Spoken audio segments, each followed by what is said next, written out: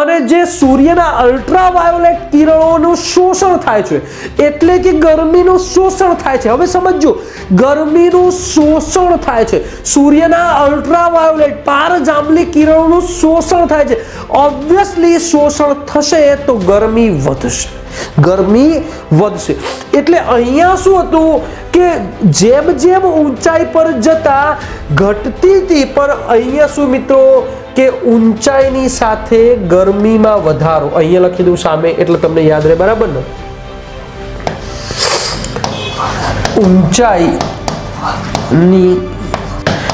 ગરમી વધે છે. હવે કેમ વધે છે ગરમી? એનું કારણ જે પેલા ઓઝોન લેયર છે, ઓઝોન પડ છે, એના કારણે એ અલ્ટ્રાવાયોલેટ કિરણ શોષી લે છે, એટલા માટે.